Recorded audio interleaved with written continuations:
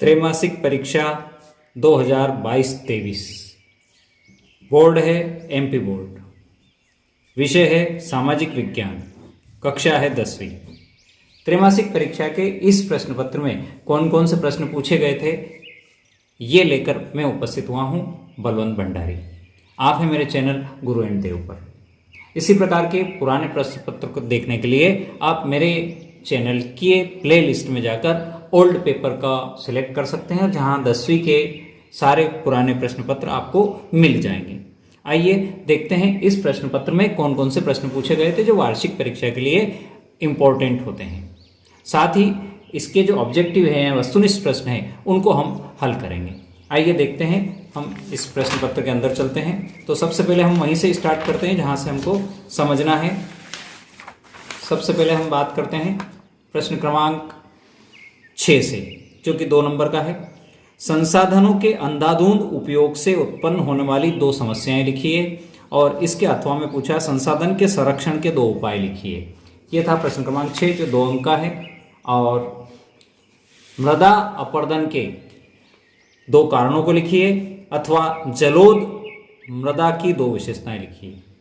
प्रश्न क्रमांक 8 नवीनीकरण संसाधन से क्या आशय है, 2 उदाहरण लिखिए। अनवीनीकरण संसाधन से क्या आशय है, 2 उदाहरण लिखिए। समाप्यता के आधार पर संसाधनों के प्रकार लिखिए, अथवा में पूछा गया स्वामित्व के आधार पर संसाधनों के प्रकार लिखिए। प्रश्न क्रमांक 10 है केनाल कॉलोनी किसे कहा जाता है, और इसका अथवा है असंतुष्ट शब्द से क्या आशय है। अमेरिका के मूल निवासियों के लिए कौन सी बीमारी जानलेवा साबित हुई थी, अथवा में पूछा गया 19वीं सदी तक यूरोप में कौन सी समस्याएं आम थी। प्रश्न क्रमांक 12 है श्रम प्रवाह से क्या आश्रय है, अथवा पूंजी प्रवाह से क्या आशय है। प्रश्न क्रमांक 13 आलू अकाल से क्या आशय है, अथवा में पूछा गया व्यापार अधिशेष से क्या आशय है।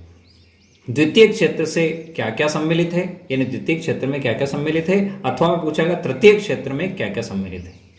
प्रश्न क्रमांक 15 जन सुविधाओं का अर्थ क्या है, अथवा संवेतन अवकाश से क्या आशय है। संवेतन अवकाश से क्या आशय है।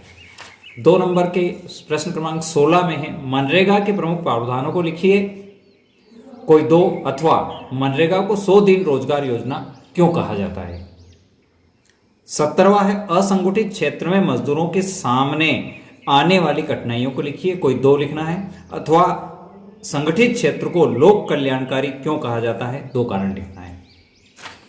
प्रश्न क्रमांक 18 जो 3 अंक का प्रारंभ हो जाते हैं जैव विविधता को प्रभावित करने वाले कोई 3 कारक लिखिए, अथवा पारिस्थितिक क्षेत्र क्या है, वन पारिस्थितिक तंत्र की उपयोगिता लिखिए।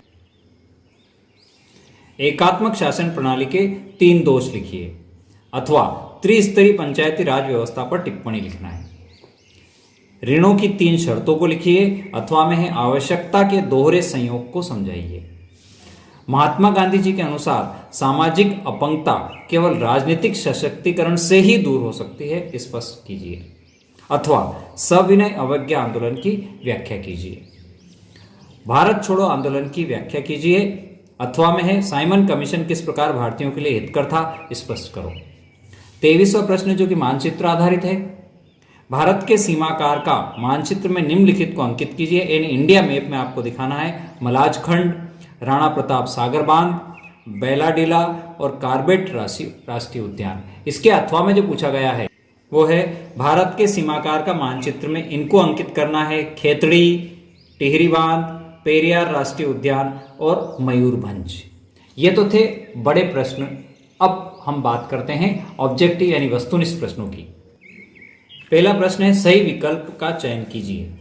निम्नलिखित में से आरक्षित वनों का सर्वाधिक क्षेत्र किस राज्य में स्थित है, तो इसका द वाला सही है, मध्य प्रदेश। दूसरा है मेटरनिक चांसलर था ऑस्ट्रिया। एशिया को यूरोप और उत्तरी अफ्रीका से जोड़ने वाले मार्ग को किस नाम से जाना जाता है, तो यह सिल्क मार्ग के नाम से जाना जाता है। चौथा प्रश्न है इसका संविधान की व्याख्या करने का अधिकार किसे है, तो संविधान की व्याख्या करने का अधिकार न्यायालय को है। सार्वजनिक उद्यम का स्वामित्व निम्न में से किसके पास होता है, तो सरकार के पास इसका स्वामित्व का अधिकार होता है। छठा है स्व सहायता समूह में बचत और ऋण संबंधी अधिकतर निर्णय लिए जाते हैं, तो ये इसका सही जवाब है उसके सदस्यों द्वारा। अब हम बात करते हैं रिक्त स्थानों की। हौज खास का निर्माण शासक ने करवाया था, तो इसका सही जवाब है इल्तुतमिश द्वारा हौज खास का निर्माण करवाया था। नूडल्स राष्ट्र से पश्चिम देशों में पहुंचे, तो इसका सही जवाब है चीन। नूडल्स जो कि भारतीय परंपरा में इसको सेवैया के नाम से जाना जाता है, लेकिन चूंकि नूडल्स से पूछा है इसलिए परिवर्तित राष्ट्र की बात कर रहे हैं हम, तो पश्चिमी देशों में ये चीन से पहुंचा है।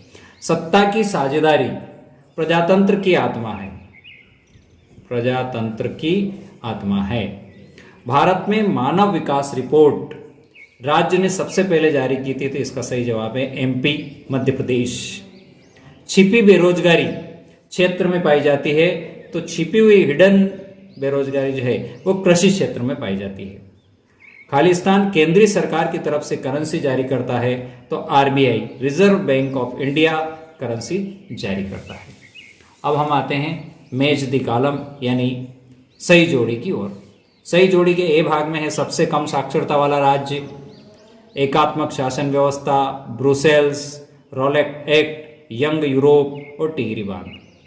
देखिए सबसे कम साक्षरता वाला जो राज्य है वो है आपका बिहार, तो यहां पर आएगा आपका बिहार।